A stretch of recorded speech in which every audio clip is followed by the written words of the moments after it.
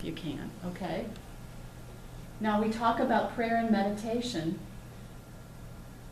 There's a lot of work that's done with meditation, not just from an Eastern philosophy, but also from Christian thought. You know, we talk about Christ going into the wilderness to meditate, to be with God. I was always taught that prayer is talking to God, talking to your higher power, and meditation is waiting for the response. You know, so it is not considered, let's see, how do I say this? This is something that is scientifically based with the mindfulness meditation, and it's important for people of all faiths to understand that this is something we all can do, that we all can benefit from. Okay? Yeah. So this prayer and meditation, there's a lot of contemplative prayer that's written about. The Christian mystics, we talk about them, and that is considered concentrated meditation. So it's about putting forth that idea.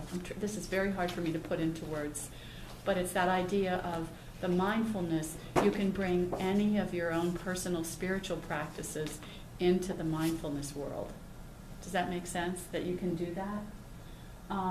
Paying attention during exercise.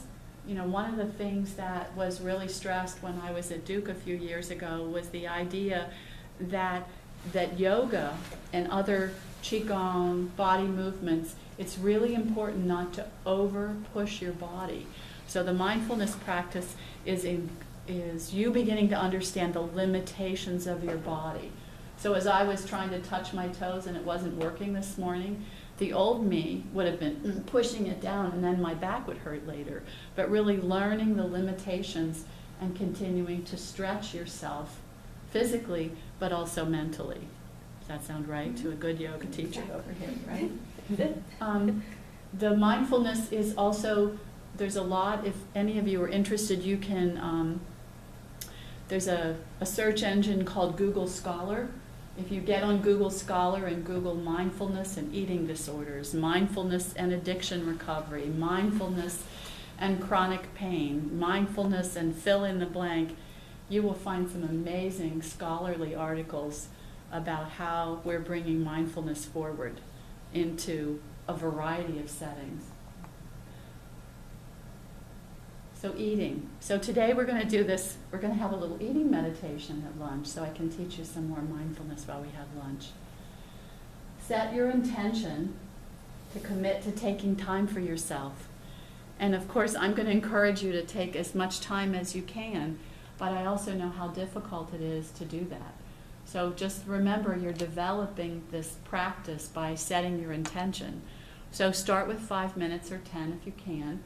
And you could start by just focusing on all of your senses every day and name them and note them and follow the breath. There are interesting studies about breathing, about this thing about breathing over your lip or through your nostril, that even that is the beginning of developing a mindfulness practice. The naming and noting the simple things each day can begin to create this neuroplasticity. And after 8 weeks and 30 minutes per day, MRIs showed new gray matter in the left prefrontal lobe. So exercising the mind to respond versus react. There's another study that was done out of Wake Forest where they taught the MBSR is the mindfulness-based stress reduction program that was started by John Kabat-Zinn. And he took the mindfulness into the medical school at UMass like 35 years ago. And part of that program also includes yoga and body movement. So it's also very important. It's not just about the mind, but it's about the mind and the body. So these particular studies were done with the MBSR program, which also includes the yoga piece, and that people were able to decrease, that after 8 weeks, they were able to decrease their experience of physical pain by 40% in 8 weeks, 30 minutes a day. That's pretty phenomenal to me.